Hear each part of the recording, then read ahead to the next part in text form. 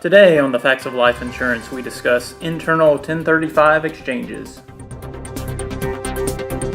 Here's an example.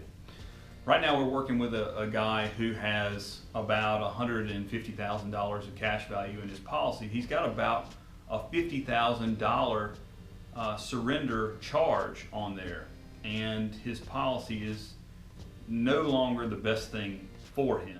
The $50,000 surrender charge is a pretty painful hit when you're looking at the prospect of trying to move that policy over to a new one and only collecting, the $100,000 amount that's available in the old policy. What we discovered on this one is that the current company has a more suitable policy for him that we can exchange for the old one and collect the entire $150,000 as an internal 1035 exchange. Now, this gentleman has to requalify for the insurance just like he was buying a brand new policy, and he is. The insurance company has a portfolio of insurance policies that are varied, and this one that he's interested in getting is better for him than the one he had. A lot of times folks will, and I understand this, it would be my first instinct as well, just to call the insurance company and say, hey, the policy that I have now I don't think works anymore, and it seems too expensive, or I feel like I can do better for death benefit or better on cash value.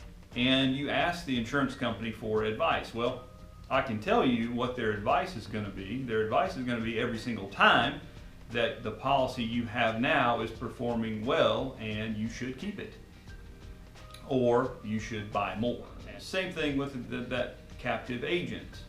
So if you ask your captive agent, who is basically an employee of the insurance company, what you should do now that you've discovered that your needs have changed, he's not going to say that you should replace your old policy for something better.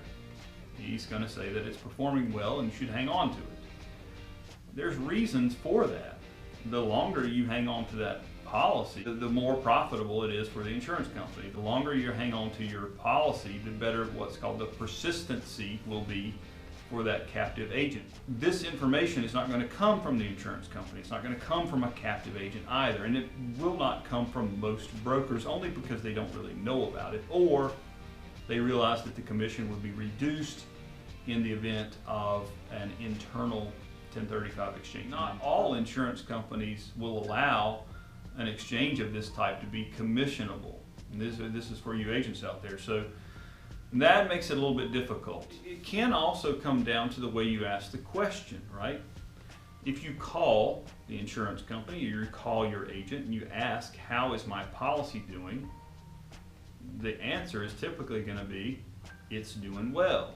Well, that's it's a vague question, and the question really should be, is this policy completing the objective I need it to complete the most efficient way possible? When I say the most efficient way possible, I mean the most efficient use of your premium dollars. Are you spending too much?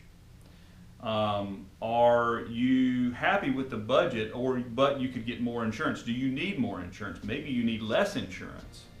So are you getting from point A to point B in the most efficient way possible? We need to look at your policies and review them to make sure that they're still good, or they're still the best. They may be good in a sense. Maybe they're in the top 80% of all insurance policies that it's possible to have, but is it in the 99th percentile? Probably not. So there can be some incredible improvements that can be made at the insurance company you're with, if we have to do it that way.